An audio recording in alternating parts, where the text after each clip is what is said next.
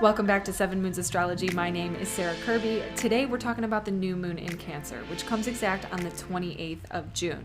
What I will do in this video is give a breakdown of the most important aspects influencing this energy as I see and understand them, providing an interpretation of how this may be unfolding or manifesting in our experiences, according to the cosmic script in the sky. But before I go deep into the new moon in Cancer, I actually want to zoom out and provide some wider, broader context about the energy of this year. And that is influenced largely by the North Node in Taurus and the South Node in Scorpio.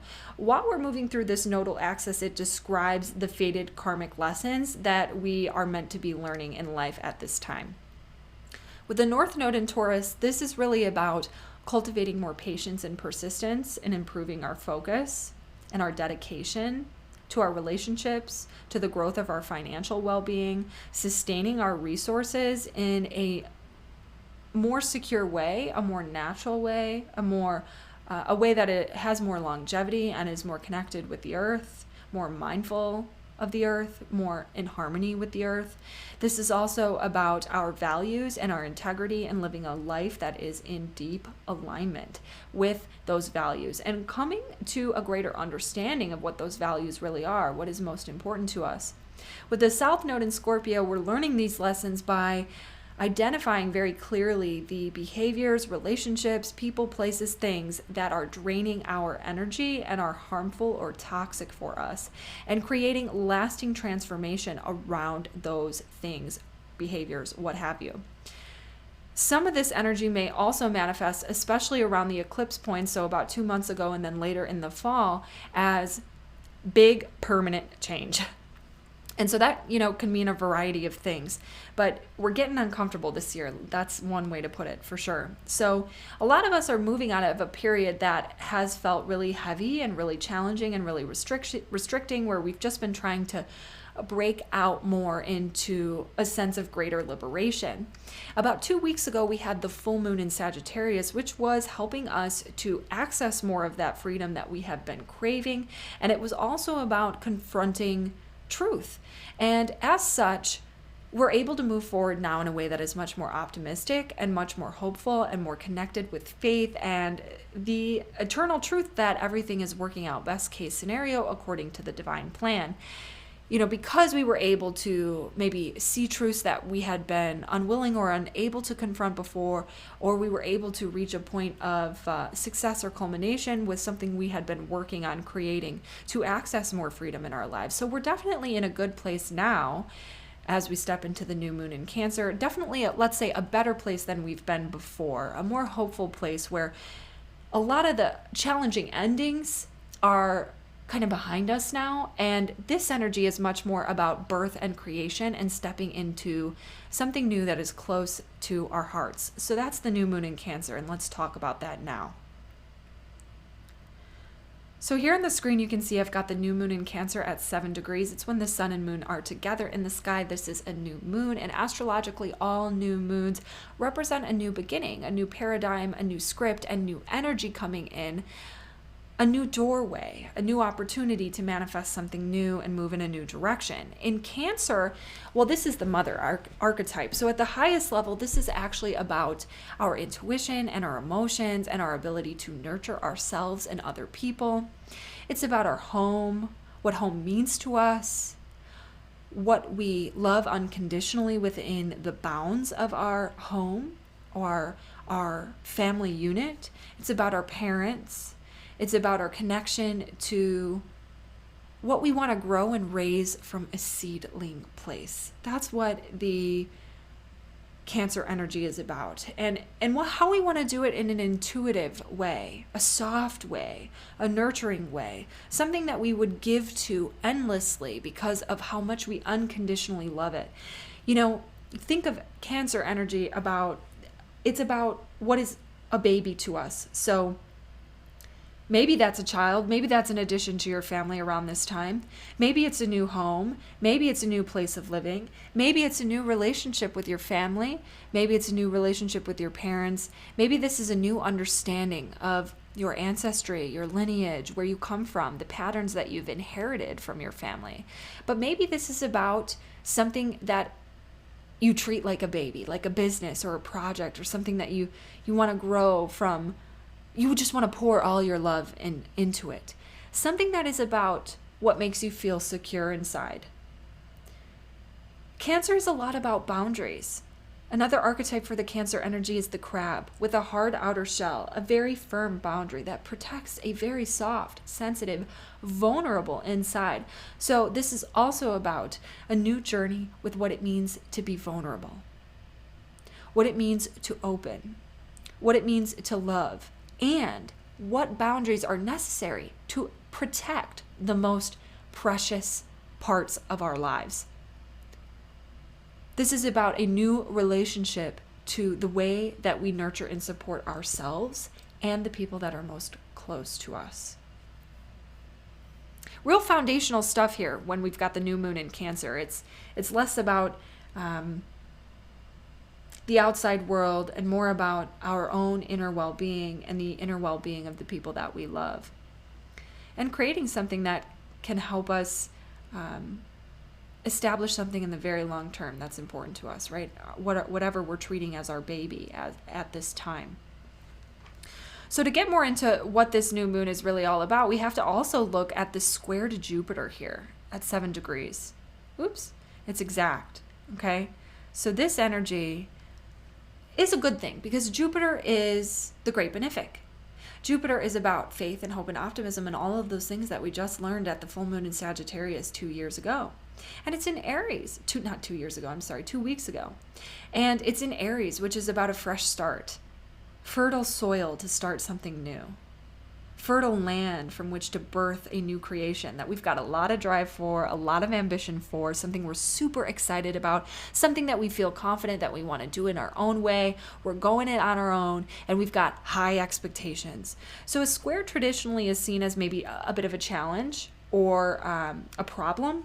But when Jupiter's involved, really we're going to have good results because it's a great benefic, but there might still be an excess of something. That's what a square to Jupiter can do. And what an excess might be, what's in excess at this time? If something is in excess, well, it could be that our expectations are a bit too high.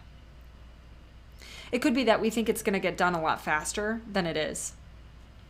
It could be that we're rushing through it. I'm always sneezing in these videos lately. I'm sorry. It could be that we've got a bit of a boom and bust energy about us. Like all of a sudden we've got all of this inspiration. We have all of this energy and we can see this far off vision of where we want to go. And we've recently figured out with the quarter moon in Virgo what the details are and what the plan needs to look like. And we've confronted the truth that we'd been denying and reframing our situation and seeing it from a higher perspective and stepping into newfound freedom. And we're so ready to birth this baby, whatever it is, this new direction, this relationship to ourselves, the way that we reparent ourselves, a new home, a new project, whatever it is. Around this time, maybe we're just a little too excited about it. Maybe we're going a little gung-ho. But that's okay. That's okay, because it's a good outcome. No matter where it's going to take you, it's going to be a good outcome. There just could be some unexpected changes. It could be kind of like a lot of fires everywhere that suddenly we've got to put out. I got to change my battery. I'll be right back. Okay, I'm back. So in summary, what this is about is a fresh start, fertile land to create something new where we're definitely a little bit more vulnerable than we've been in the past, but we've got the confidence to see it through. We've got the faith and the optimism to know that it's going to work out well. And so even if it doesn't turn out exactly like we thought it would, which is sometimes the case with the square to Jupiter, the results are still going to be good. Something else that I think is helping us right now is actually related to Neptune, which is retrograde on the very same day, stationing retrograde on the very same day. Super prominent influence when a planet retrogrades. And part of what happens here when a planet retrogrades is that it can pull in the energy of the opposing house. So the opposing house in this instance is actually Virgo.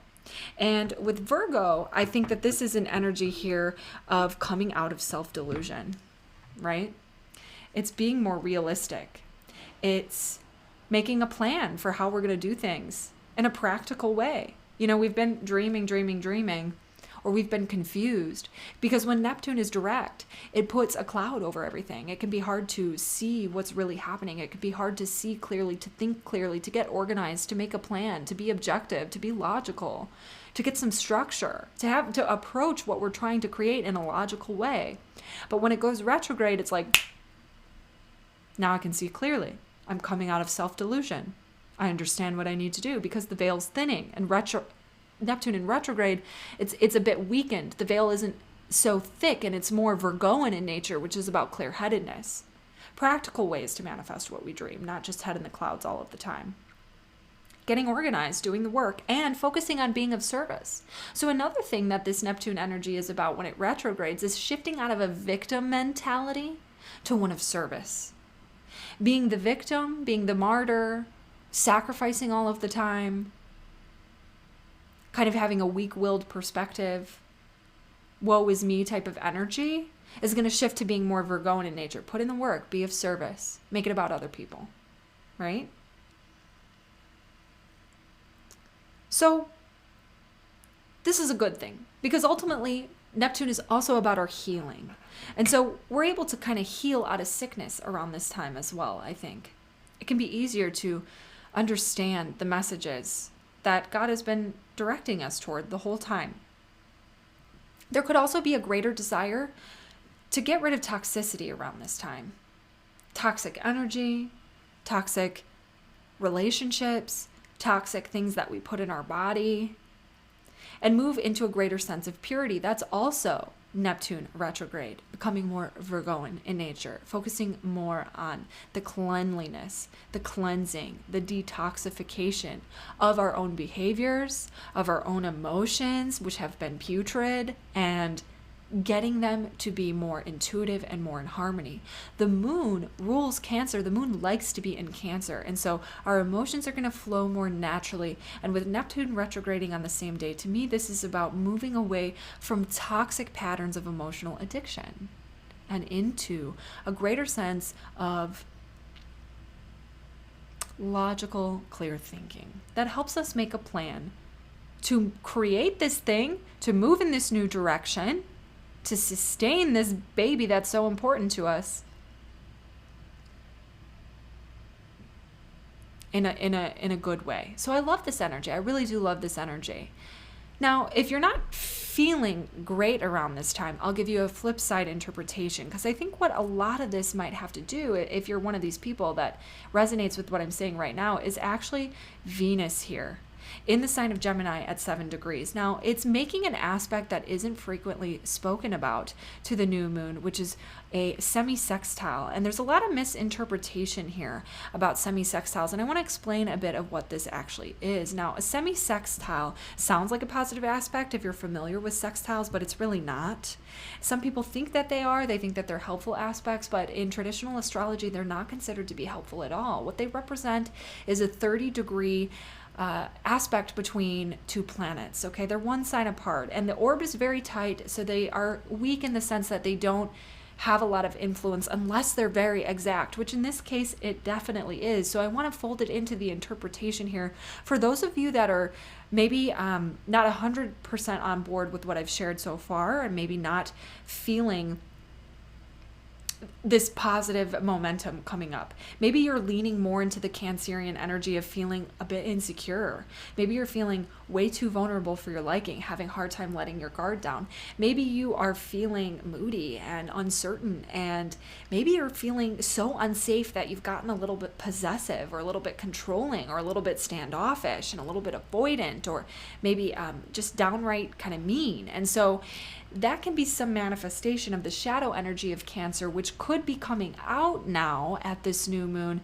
And I think that this semi-sextile tells more about why that could be. So to tell you more about the semi-sextile, that 30-degree aspect is two energies that really have nothing in common. So, you know, for instance here, we've got Cancer, which is a feminine sign, okay? Cancer is feminine. Cancer is about water energy, and Cancer is a cardinal energy as well. So cardinal is about taking action, it's about making choices. Feminine energy is about receiving and softening, and water energy is about our emotions. But Venus and Gemini, totally different, because Gemini is a masculine energy. Gemini is an air sign. Doesn't care how you feel. It's all about how we think and how we communicate. It's all about the mind, not the heart. And Gemini is also a mutable energy, so it's more flexible, whereas, it can adapt to change in a way that Cancer might find a bit uncomfortable when it's walled off, when it's in that shadow energy.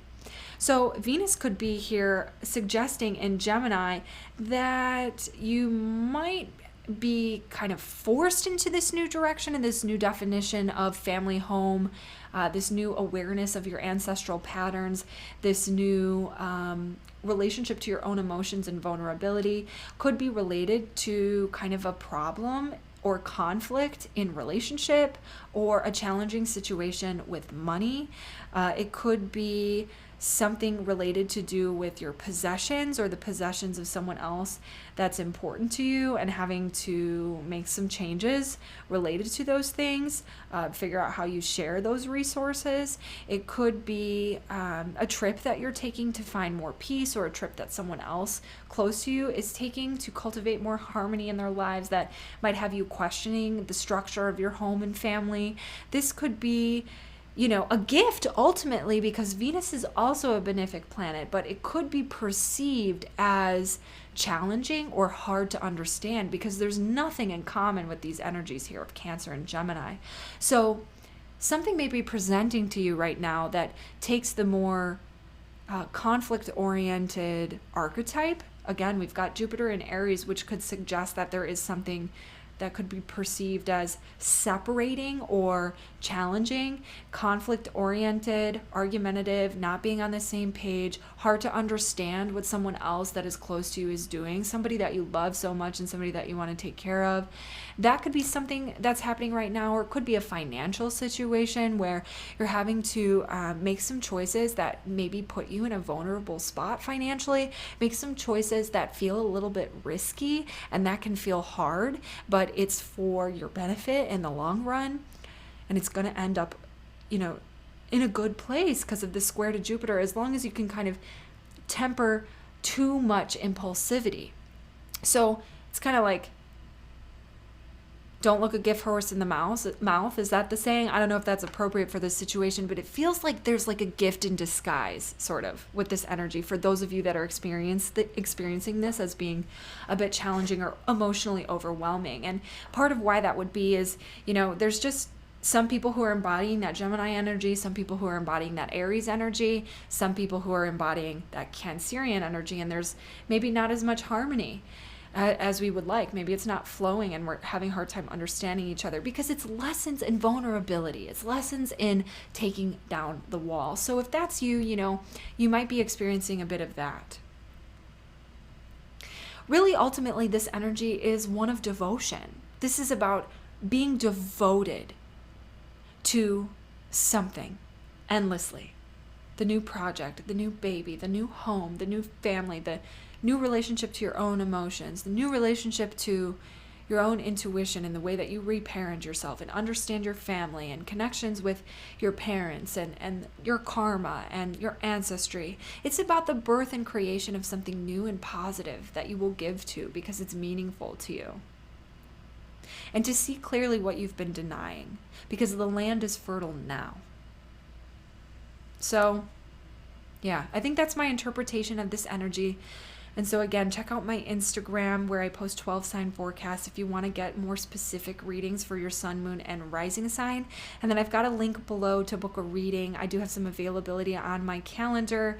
It's pretty tight, so take a look if you'd like to have your own natal chart reading, and we can talk about this energy and more to come. Thank you for watching. I'll see you in the next one with Energy.